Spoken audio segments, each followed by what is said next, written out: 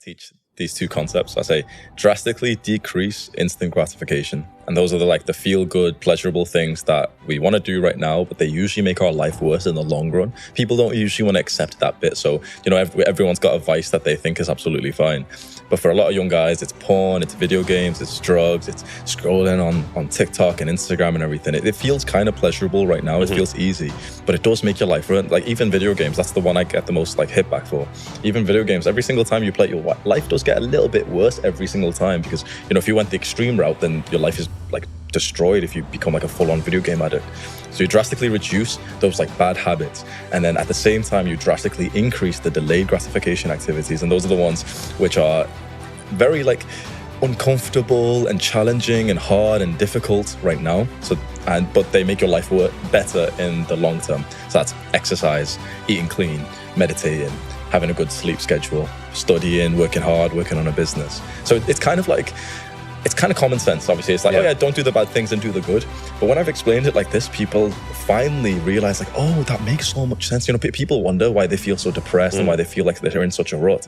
And when I tell them, when you do instant gratification, what you're doing is just stealing happiness from your future self. When you watch porn today, you're literally taking happiness and pleasure from your future self. When you play video games, you're doing the same thing. And this has been I'm not a scientist, but this has been scientifically proven. You do ruin your brain when you do these things. And the issue with this is eventually you become your future self. A lot of young guys don't understand this concept. As you have gotten a bit older, you know that the things you've worked hard for, eventually it's you become that future version of yourself looking back, and you're thank you, younger me, for doing that for me.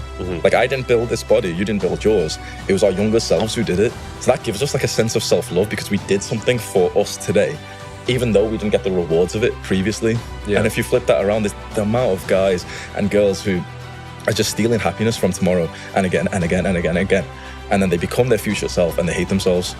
How couldn't you? If you look down and as a guy, you can't even see your own dick, you're way overweight, you've got messed up hormones and everything, you hate your life.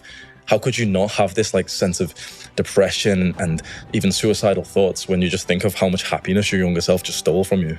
So the way I would recommend is you download a nice app on your phone. Yes, there's another app. Yeah. Yes. Or you can just use a YouTube video if you want. They're all pretty much the same. I like an app called Medito, and everyone can go down. It's completely for free. It's by volunteers and everything. I've always used that. And nowadays I don't really do normal meditation. I do deep breathing, so you might like that as well because that relaxes you and brings your heart rate down even more. So when you're tracking it on the Whoop, it'll be nice to see because you'll literally see your heart rate go down. So deep breathing, any deep breathing app, any deep breathing YouTube video, and you just follow a certain sort of breathing template, a structure for 5 minutes or so. And the way I'd explain it, because a lot of these apps don't actually literally tell you what to do. They kind of guide you through it, but they don't tell you what the point of meditation is. And I figured this out really early. I could be wrong, but the way I thought of it is we focus on one main thing. So it's usually the breath. That's completely our focus. Within literally a split second, your attention has deviated to somewhere else and you're thinking about the podcast tomorrow, you're thinking about high school, you're thinking about another fake Nazi video or anything. Your attention's gone. And you're not really aware that it's you're not consciously thinking, it's gone for maybe a couple of seconds because you're still breathing, you think you're focused on your breath, and then you realize, I was deep in thought. That moment when you realize that you're deep in thought, all you've got to do is not hate on yourself, just bring the attention back to the breath. It's this process of going from the thought to back to the breath. That's doing one bicep curl to the brain. If you do that 10 times a day, that's awesome. That's already progress.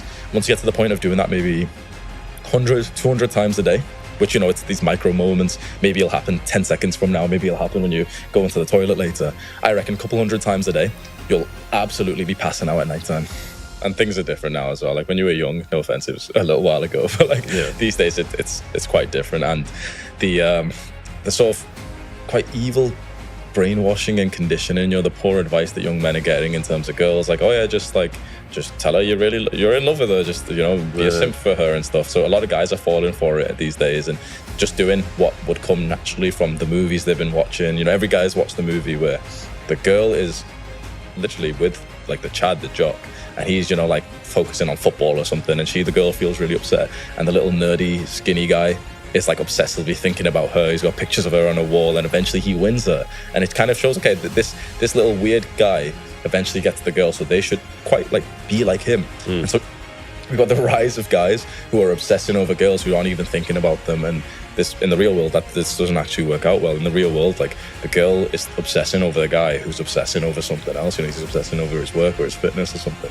So the majority of guys they're just following like a false blueprint to success or to failure, because they've not been given another one. And so when someone actually starts speaking about dating, and they can tell, like, the guy's got some experience, like Andrew Tate, and the way that he talks about women and, attracting them is so different that they've ever heard from their friends, their family, every movie. A lot of guys revolt against it straight away, but it really clicks in a lot of people's minds, and they're like, oh yeah, it makes sense. Yeah. She's after that alpha, strong, masculine, dedicated, disciplined guy.